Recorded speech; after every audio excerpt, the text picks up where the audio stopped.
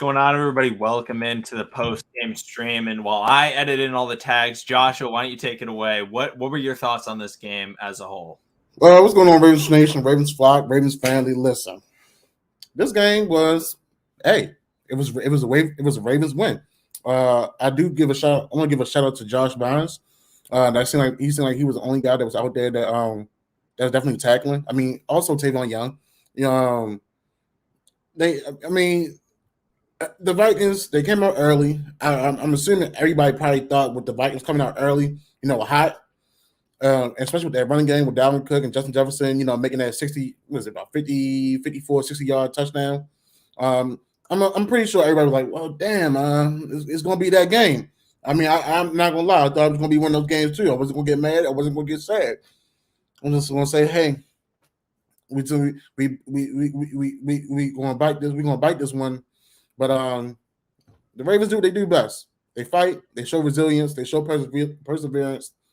And it didn't give up. It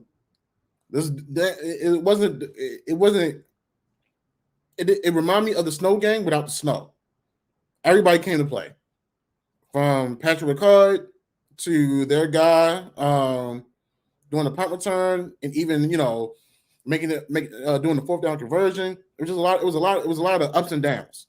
But I do give it up to the defense. I do give it up to the offense. They did show up when they need to, and hey, we got the job done. So I'm cool with it. Yeah, absolutely. Oh, yeah. I mean, this was an interesting game. Lamar Jackson, I thought, started really slowly. He missed a couple of throws that he absolutely should make. The check down to Devontae Freeman. He had Mark Andrews over the middle.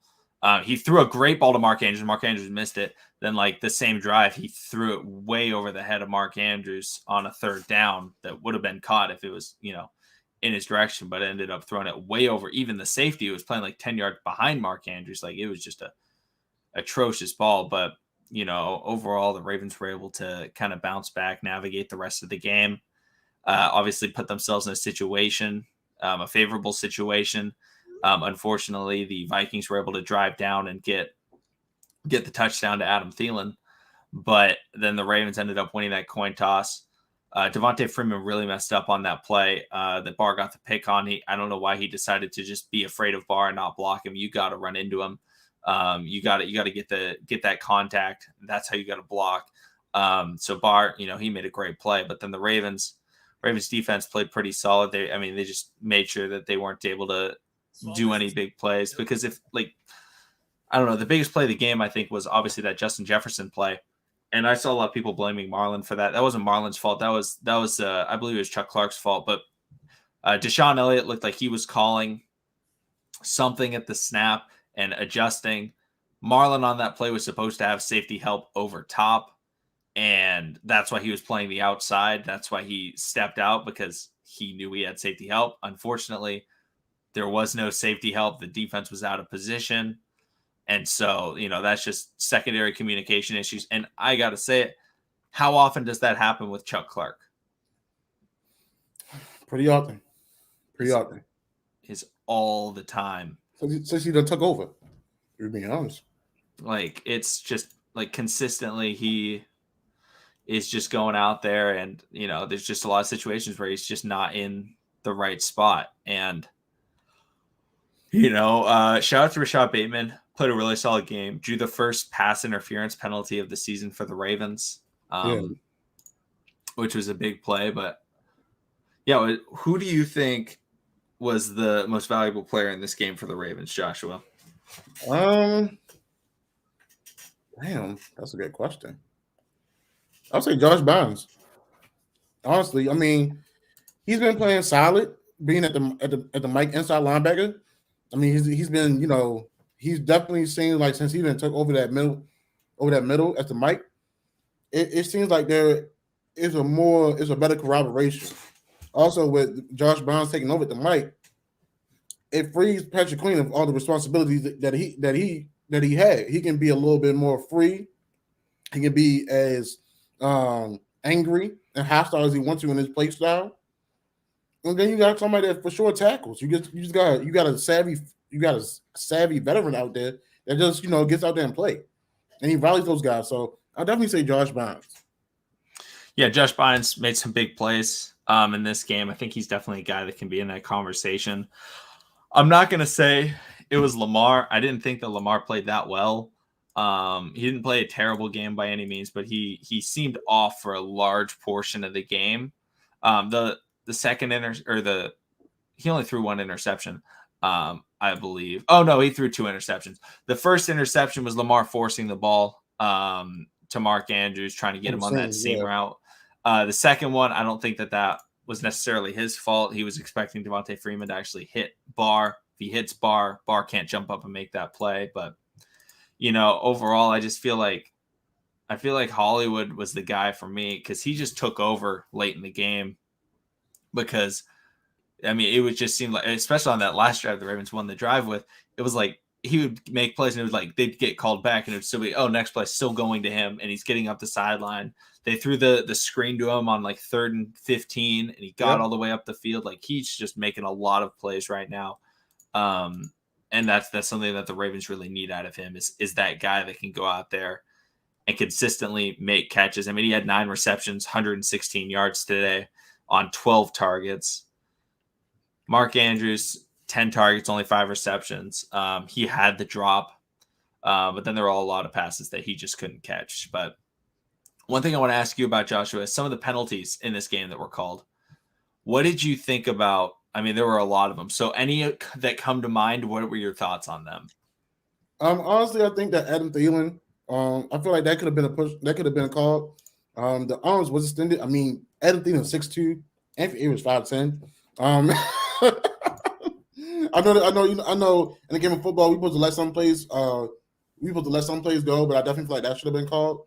Some of the holding plays, I feel like they could have been, just the way y'all let that play, y'all could have let those played as well. Yeah, I think that's fair. I think the Ravens really got bailed out on their first drive, though, with that horse collar tackle. That wasn't a horse collar at all. That was definitely below the nameplate and things like that. Mm-hmm. Like, saw a lot of people getting really mad at the referees. I didn't think there was anything that bad in this game. I felt like the Thielen was a good no call. There was contact there, but there was contact from both guys, and I feel like it was called pretty fairly in that aspect. There wasn't a lot of penalties called either way. Obviously, the Ravens got the Bateman penalty, which was the big one, but overall, I felt like it was pretty clean between the teams. But yeah, I see Jimmy Dean says Hollywood was making number 1 wide receiver plays every time a play was needed. Hollywood made it. Yeah, I mean he just came out there and he did his thing, and he was the guy that the Ravens drafted. Did he have a deep ball thrown to him? No. Or that he went up and caught? No. But he caught the intermediate routes and used his speed to get those rack yards. And I think that's the thing that people underrate about his game is that he's not just a deep threat, is that this is a guy that can go over the middle of the field, run the intermediate routes, and make big plays for your team. So that's big evolution right there. And you know what? Since we're talking about wide receivers, we definitely got to, mention Rashad. Because in almost all the plays that he did catch the ball, he extended the plays. And, that is, as a rookie, you don't think like that. He's already coming in on, what? Let me have my quarterback out. He's getting out the pocket. Let me make myself available to him. And that's what he did. So, even on the pass interference, I don't think that was his original route that he was supposed to run. No, yeah, he broke that off. Yeah. So, it's interesting to see how that relationship blossoms as he continues to get the playing time and as they continue to build the chemistry. So, I love what Rashad doing. I love the evolution in Marquise's game, because he could have been like any other, stellar, big name wide receiver. Oh man, come on, man, give me the ball deep. No, he did what he needed to do. Got the short routes, made it into big gains. And you say, you know what? Give me the ball. I'm gonna help my team move forward, and we're gonna win this game. And that's exactly what he did. Went out there and did. So I love the way how he took over the second half and even into overtime as well. Yeah, and something else that he does is like, yeah, you talk about like, yeah, this guy's a rookie. This is his 3rd game, which is even more impressive that he's doing that. Is that he's doing things that the Ravens have been wanting. Miles Boykin and the Willie Snead and all the Ravens receivers that John Brown, Michael Crabtree, right? He's been wanting those guys to make those plays. And it seemed like Mark Andrews and Hollywood were the only guys that were ever really playing with Lamar, not just playing like alongside. Like they were like really seemed to have that good chemistry and Right. connection. And I think that that's something that the Ravens need to build off of, because having receivers that have that chemistry with your quarterback is way more important than having a really good receiver that doesn't have the chemistry, especially with a quarterback like Lamar, who is able to extend so many plays and get out of so many situations. But I mean, there were a lot of things that went on in this game. What the tackling was an issue. I felt like, especially at the beginning, the issue is it's the tackling in space, which is the issue. When the guys are like in the pile, that's fine. And the Vikings were trying to run it up the middle rather than try to get outside. When they were trying to get outside, they were getting outside. But Yeah, definitely. I don't know. Do you feel like anything like looked better defensively post bye week versus pre bye week? We had more hats on the ball. That's the only thing I liked, honestly. Marlon, he played a better game against a high profile wide receiver with Justin Jefferson. I mean, yeah, that was a botch defensive play, but either way, outside of that, he really played good ball on him. They didn't let the tight end go off, Conklin, and even with, I know we was worried about Hunter Winfrey. Hunter Winfrey. Adam Thielen. Sorry, I'm having flashbacks, y'all. My bad. We kept him down. We kept his production to a minimum. So I mean, if we did took the loss, it would have been to Dalvin Cook. That's something as far as the run defense, we had to be more stout. But I give it to the secondary. They did a little bit better than previous weeks. Yeah, and I think something that's big to notice in this game is the Ravens. Everybody on the Ravens was rushing the ball well as well. Le'Veon, I think, looked really solid. Devontae Freeman looked really good. Tyson Williams was in on a play, and I believe it got called back, so he doesn't statistically have any rush attempts. But like Ravens averaged 5.5 yards per carry against this defense, 6.1 for Devontae Freeman, 4.4 for Le'Veon, 5.7 for Lamar. Lamar out with 21 carries. 21 carries. Is that a recipe that the Ravens you think should go with, and like having Lamar be that guy, or can they lean on Devontae and Bell more and more as the year goes on? Or do you think it's got to still be like a Lamar Jackson led rushing attack? Just seeing that Lamar got all the yardage the way he did, I'm not disappointed. A lot of those plays were broken down plays. I mean, I said it in the pregame. Lamar needs to start having Michael Vick games. I mean, I did see how we did do the QB draw. Those were fine, but I definitely feel like out of our running backs, we do need like 40 yards apiece from both of them, or even all three, to help us out. It's going to take a lot of pressure off of Lamar, and it's also going to take a lot. It's going to decrease those hits. Because today, once again, when he makes himself available, they don't treat him like a quarterback. They treat him like, oh yeah, that's Lamar Jackson. He's out there outside the pocket. He's moving forward. Let's go get this dude, and let's make sure we put him out the game. So the lesser he runs on the design run plays, the better for me. Like I said, I love when he does the broken down plays, because he's showing like, okay, that's just instincts, that's survival. There's nobody open as a wide receiver. Let me just go ahead, go forward. Let me get out of bounds. Let me slide. Let me get positive gains. So I'd rather see our running backs carry on more of the load. Yeah, I think that's a fair claim. I see like Ramal says he won't have to run next year when the guys are back. Yeah, that's true. It's just like in these big games, like having Lamar take all these hits, like that stuff adds up, especially if games. I mean, the Ravens have been in how many overtime games this year? Like 3, maybe even 4 overtime games, I want to say. Like even 3 or 4. Like that's a lot. That's a lot of overtime games that the Ravens have played in, and all of the games are going down to the wire. So it's something that the Ravens got to just keep in mind. It's just like how much of a load did they want Lamar Jackson to carry? And obviously he's capable of carrying whatever load the Ravens give him. But I mean, like, it just shows how good he is when, like, 21 carries, 120 yards. His longest rush was only 12 yards. Like, that just shows, like, it's just consistently 6-7 yard runs that he's able to pull off. That's the biggest thing about it. But the offensive line, Tyree Phillips really struggled, I felt like.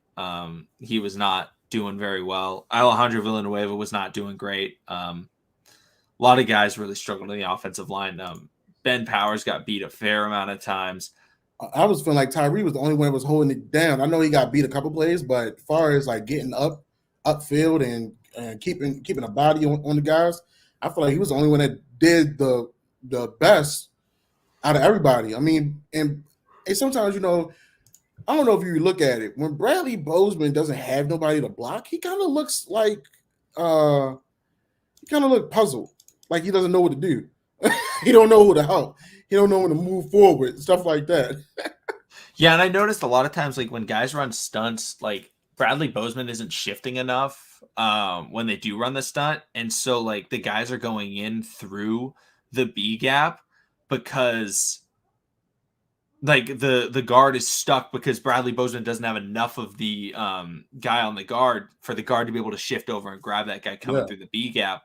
Like, we saw that with Michael Kendricks today coming in through and getting – I don't think he ended up sacking Lamar, but he ended up, like, hitting him, and then some other guy was grabbing his leg, and Lamar kind of was, like, off the back foot, just, like, threw it away or threw it up. I think it was incomplete. But the Rib, thank you so much for the super chat, says, if Lamar doesn't carry the load, we'd be losers. Yeah. I mean, Lamar Jackson has to carry the load, obviously. It's just how much of the load does he need? Because, you know, 120 yards, I think that's great. I think rushing behind him is smart. But the Ravens ran the ball 45 times today.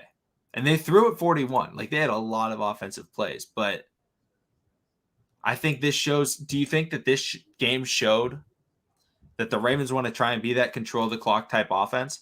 Because they didn't have a lot of big plays. It was just a lot of solid plays, 6-7 yard plays. That seemed like that. It seemed like more of the traditional Ravens offense rather than the offense of the last couple years where it's just been like 20 yard, 20 yard, 20 yard, 20 yard touchdown. Yeah. They're really controlling the clock. And I'm going to look at what the exact clock management was. But I was about to say, I think the longest TOP we had was about 10 minutes and either 17 or 21 seconds. Ravens had 46 minutes of possession in this game. Vikings had 23. Let's see, and that wears down the defense. I mean, that's that. And we being honest, that's really helped us come back. I mean, we kept on running the ball, we kept on moving forward. I mean, Devontae Freeman and Le'Veon Bell, they was the ones, you know, really gouging those holes and making things happen. And I us kept on, you know, putting heavy on heavy, keep on running the ball, keep on moving our feet. That kept on wearing them guys down. I mean, how many times we saw those guys with their hands on their hips breathing hard? So I mean, that definitely helped us a lot. So I mean, that's going to be the recipe to get us into the playoffs. By all means, I'm for it. And you know, the second half of the season, those running teams are the ones that really, you know, thrive, because not too many guys like to pass in the code. You know, you keep on running the ball, offensive linemen, you move forward. You know, their bodies are still their bodies are constantly moving. You know, so definitely, if that's the recipe, I'm all for it. Let's add a little bit of spice. Let's add some crab legs in it. Let's keep it on moving. I love it. Yeah, and I mean, if they're trying to control the time of possession, I think that's also going to really help, because that's going to help out the defense a lot. Give them some rest, give them time to get those breathers and things like that.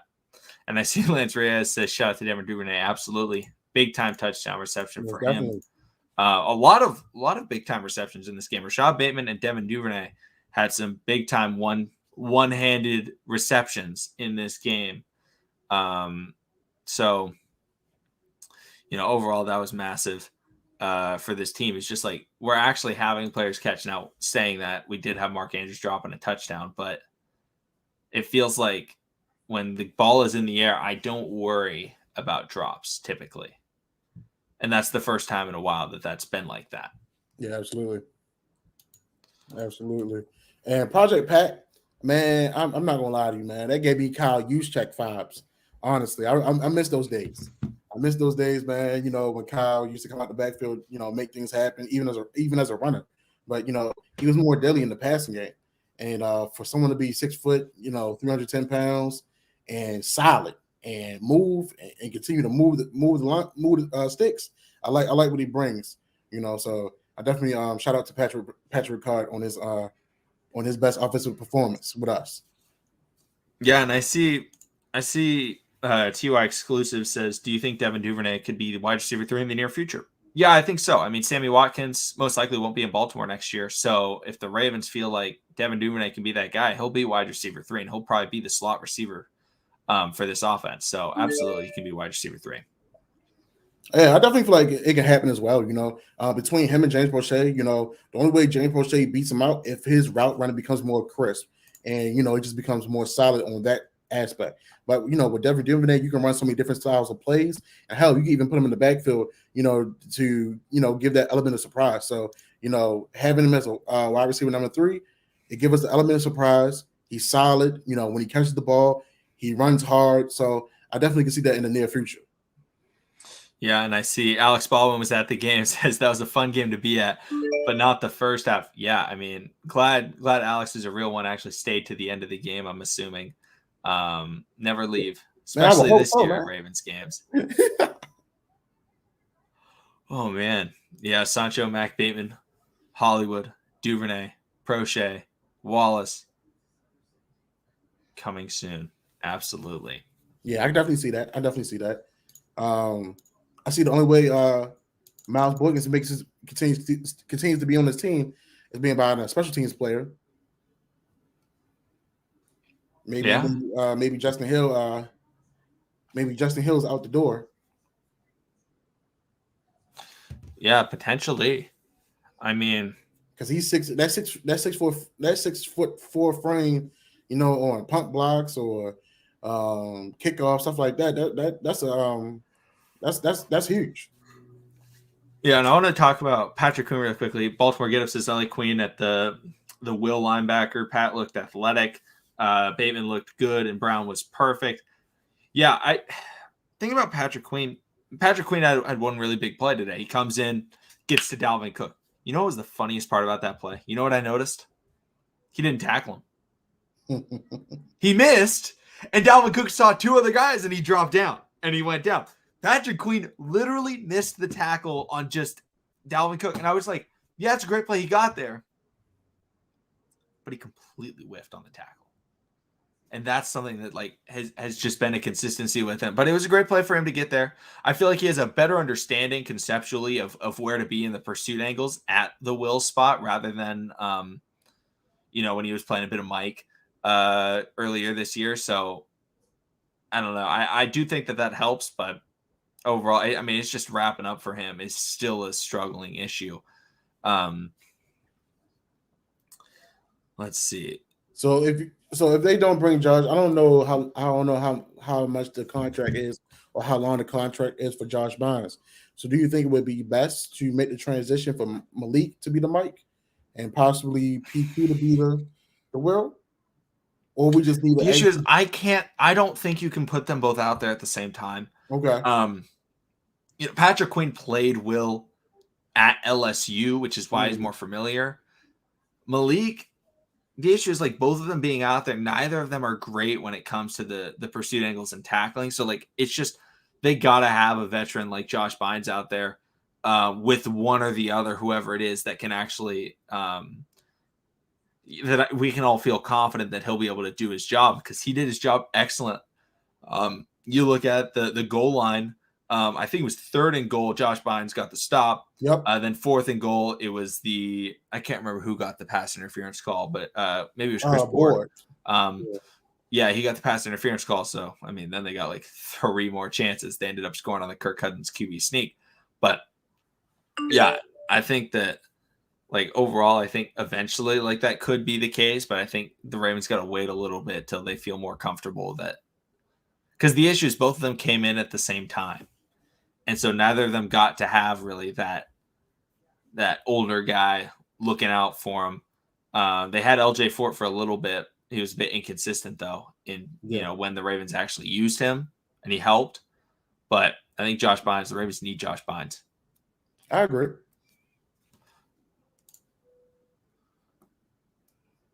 Justin Tucker is a national treasure. That said, John Harbaugh's hand down as coach of the year. Justin Tucker is a national treasure. John Harbaugh's not coach of the year at all. No. I don't think he should even be in the running. I don't think he's in the top 15.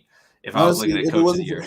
If it wasn't for Justin Tucker and like Lamar, let's be real, John Harbaugh would not still have a job in Baltimore.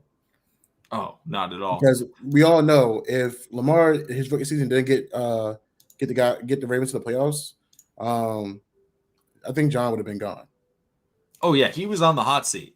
He was absolutely on the hot seat. Whenever you draft a new quarterback and your team's been struggling, your coach is going to be on that hot seat, and he luckily was able to pull it out. I don't dislike John Harbaugh. I like John Harbaugh. I think he's a good coach, but it's not at the point where I feel like he's the one saving the Ravens.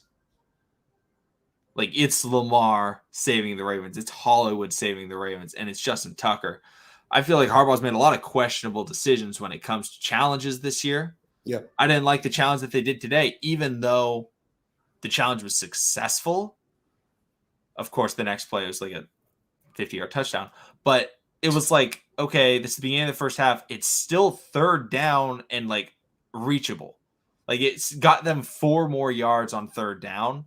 And it was like, one, you don't even know if it's really worth it. He's called some other challenges that just seemed a little bit meh.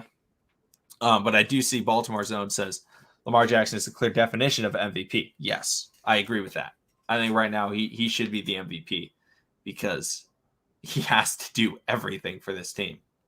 Yeah, I agree.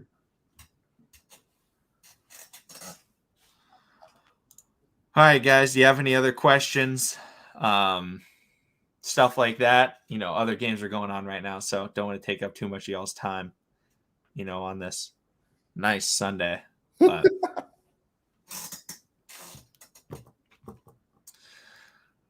all right, guys, I think that's going to do it. Thanks, everybody, for coming in to the post-game stream, as always. We'll see all of you again next time. Short week, game on Thursday night, Miami Dolphins. Got to prep for that one, but hopefully we get some guys back for that one. Sammy Watkins, Nick Boyle, Derek Wolfe, that kind of thing. Latavius Murray as well. But thanks, everybody. We'll see all of you again next time.